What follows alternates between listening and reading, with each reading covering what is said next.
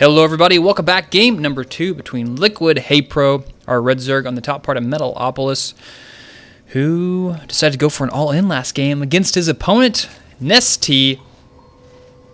Did an excellent job of scouting it out with a great response, just went straight in for the jugular, took out the spine crawler, bought himself enough time to get an extra set of lings out, had the ling advantage, won the fight, straight up game. Doesn't get much simpler than that. Now this game, let's see if we're going to have anything different this time. So far, straight up play, Overlord on 9. Nothing crazy yet. See if HayprO decides to go for the same build this game. Now, I'm not sure if the rush distances on Metalopolis are longer or shorter than Shakurov's Plateau, but I would have to think they're pretty similar. So both players are droning up here a little bit. No one's going to get the easy scout inside their opponent's base over here. So they'll have to go the long way around. Now, seeing that there's no opponent here that's close spawning position by air, that's something usually if you do see each other that close spawning position by air, you just go straight for hatchery first and then go for a pool after that, because you're going to be able to scout out your opponent with the Overlord anyway and see a spawning pool. So most people decide to go for a hatch first in that situation. Still pretty similar here between both the players. And actually, we have a little bit of a change here. It looks like we're going to see a hatch first going on for HayprO. HayprO going to get that hatch first, and then not quickly, not that far behind him. Actually, Nestea, did his get up first? I think his is up just a little bit earlier here. Yeah, looks like it's just a couple seconds sooner. So Nestea getting his hatch just a little bit quicker. And there we have the spawning pool going to go down. Actually, here for Nestea also pretty same from both players. I gotta say, I'm just so pumped about having so many replays to commentate this weekend and this week from MLG. There's just so many games. I was looking through all the games that I didn't get to see. I mean, I was at the event, so I only got to watch the limited number of games. I couldn't watch the stream or anything like that, but just looking at all the replays of the games that weren't even casted is just insane. There's just so many high-quality games I just can't wait to take a look at. So both players getting their gas up. HayprO with the drone, waiting out there, all ready to get some gas. He's just raring to go. He wants to get that gas as bad as I want to commentate replays. And there we got 3 guys on gas now. Spawning pool heading up. This Overlord's going to be able to come in here and scout out this expansion. He's going to be able to see it pretty soon. There it is. Sees the expansion. That's a good sign. You know, you want to see that expansion whenever you take your own expansion. Otherwise, you're probably like, wait a second, he's going to have a lot of units, and I don't have anything to defend against it. And look at that. 2 queens, 3 drones. It seems like they've done this before. And this point, I mean, there's a lot of places you can go from this opening. You can go into roaches. You can defense up a little bit, go muta, which I think is kind of what, as far as, I mean, I haven't got to watch GSL lately this week, but I'm not sure what the current meta game trend is as far as high-level ZvZ goes. I think it's sort of trending more towards muta lately. I've been seeing it in ladder quite a bit. Just a lot of heavy muta play on certain maps. So what do we got here? Roach Warren going up for Nestea. So Nestea going to go with the roaches. Zergling speed coming up for both players. HayprO took some guys off gas, actually, so probably not see any mutas out of him. Actually, wait, no, he's got some guys back on gas now. He's like, you know what? I actually want that gas. Let's get back to work. And there hasn't been no units lost so far. This game has been pretty neutral. Spine Crawler going up for HayprO. So, okay, actually, HayprO getting a Baneling Nest and some Zerglings. So he may be going for a Baneling bust. We will see, but the roaches should be out in time to deal with that if you can get enough roaches out here. Let's check the old harvester count while we're hanging out here. 29 versus 27.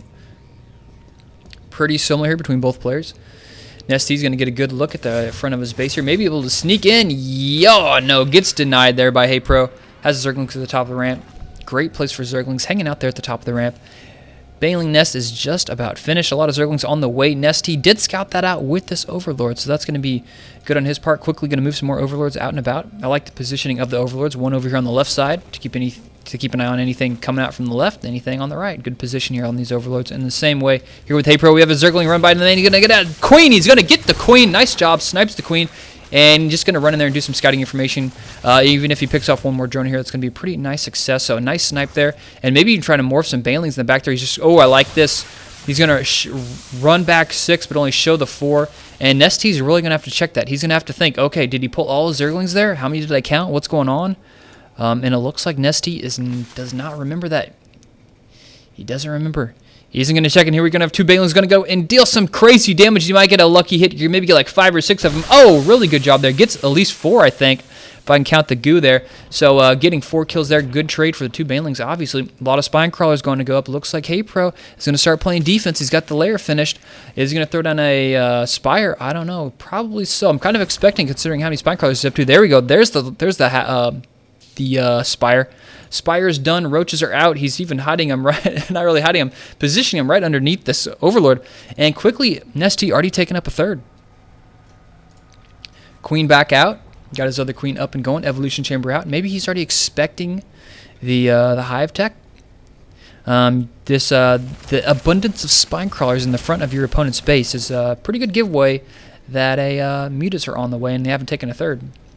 I mean, they could also just be, building up a huge number of roaches or something like that for a big bust, but normally, if they're playing standard, it's usually muta play. 3rd, taken a little bit later, but as soon as he gets those mutas out, unless Nestea decides to get some Hydra or Infestors, we're really going to see HayprO take map control, and that's going to be able to get a bunch of Overlord kills for 1. Doing a little poke in there. HayprO trying to sneak in there, being pretty sneaky of a guy, but not going to get in there, unfortunately. Nestea with his rock-hard base defense, but unfortunately, unless over here, let those 2 guys in. And we're having a race. Blue on our left, red on the right. They're going to have a race to see who can get to the gold. And it looks like HayprO got to the gold first there. So the left is scouted out over here by Nestea, and he needs to watch out Zerglings. It looks like there's more Zerglings for. It's hard to say. Oh, Banelings walk up right into those Zerglings, and only 2 for 1 there. But that was pretty close. Nice control there from Nestea, and HayprO almost got lucky there. And walking past the Spine Crawlers, taking a couple hits.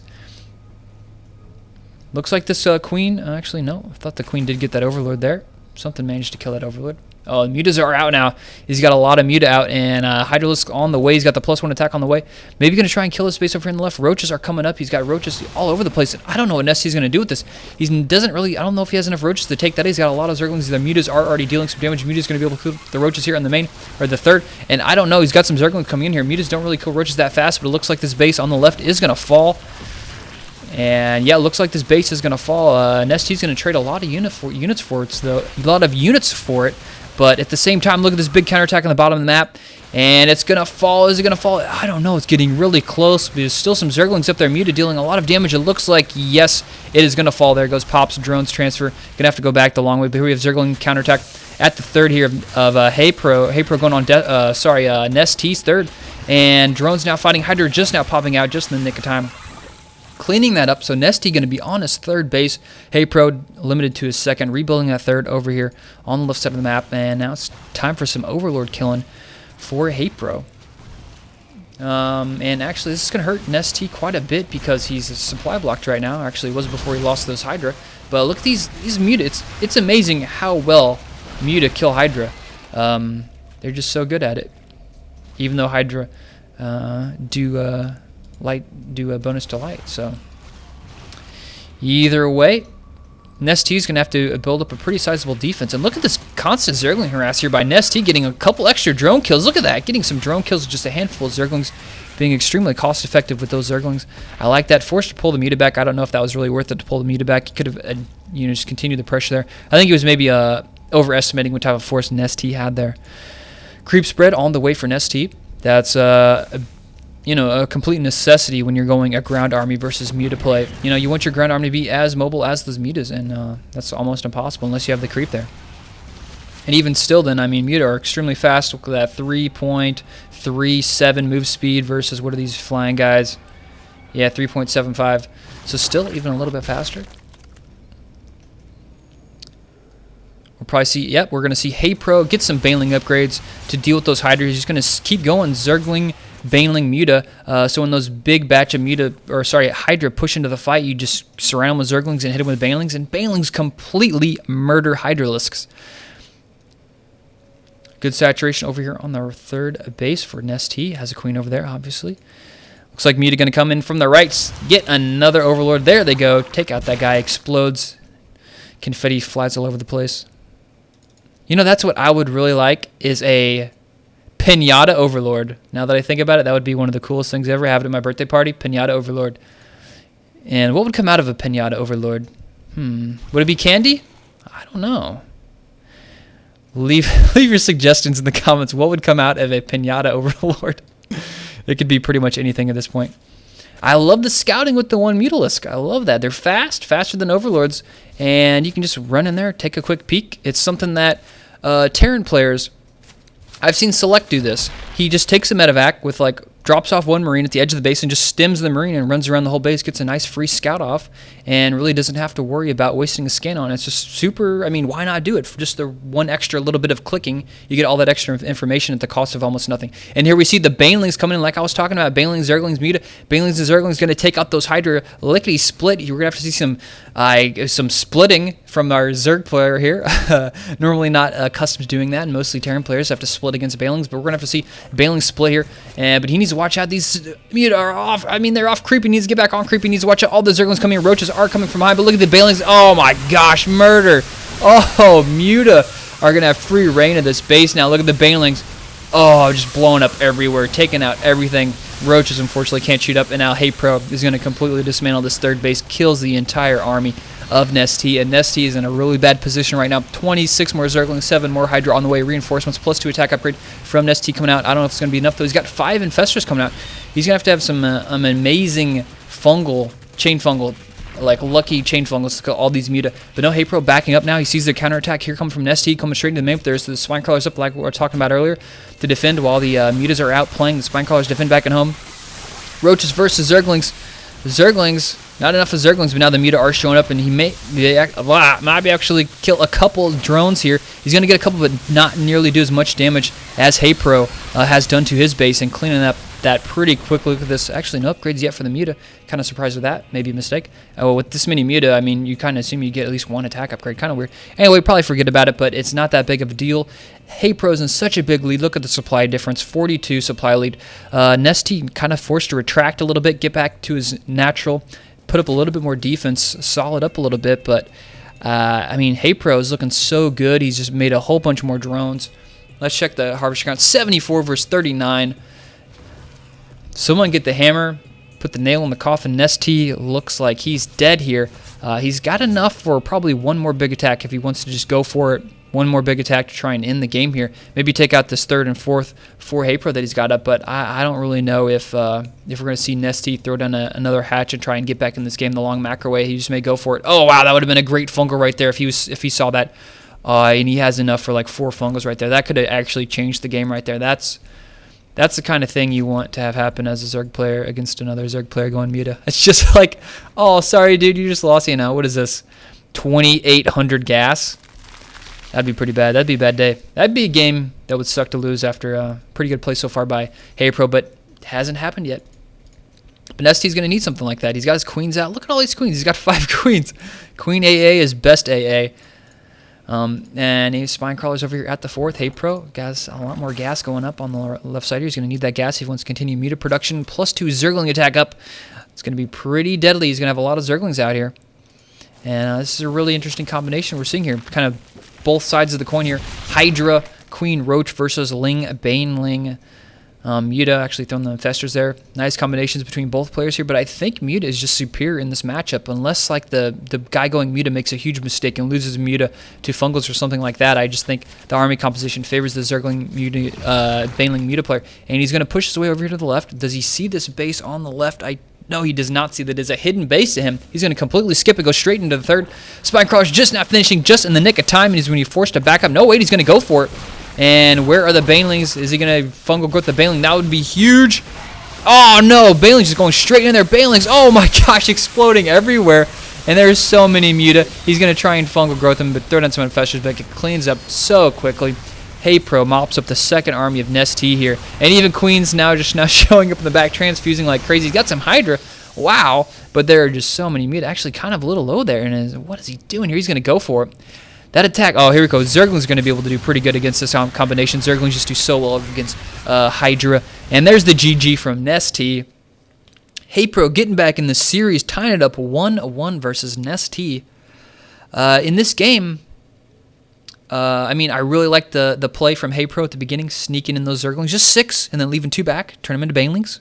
run out 4, like, hey, yeah, this is all my Zerglings, you know, don't forget about the other 2. And he didn't check that. You always got to check it. If Zerglings come in your base and it's ZvZ, or even versus like a Terran or Protoss, and then they run away real quick, like even if they ever get in your base, you need to count how many there are and then count how many you kill. And if the numbers don't equal or you didn't count them to begin with, just scan your base. I mean, that right there is 4 drones, and that's pretty big that early on in the game. So that was a nice play by HayPro. And then his composition, just, I mean, it seemed to work out better. All the fights went in HayPro's favor.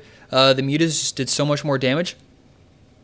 Nestea did the smart thing. He went for the counterattack with the roaches, but it was too late. The muta already had done some serious damage to his 3rd, and he cleaned up the roaches in plenty of time before he even lost his 3rd. Actually, the 2nd time. So, great play by HayPro here. He picked the map, and it worked out pretty well for him. They had the cross-map spawning positions. That may have come into effect here. I'm kind of expecting both players want to win for hatch first anyway if they would have scouted out each other. So, great ZvZ here. Actually played out pretty well into the 20-minute mark. And that's it for this game. So that's going to turn us, or make us go into the game number 3. We're going to have to wait and see who's going to win this best of 3 series. Is it going to be Nestea or is it going to be HayPro? Check out game number 3 to find out.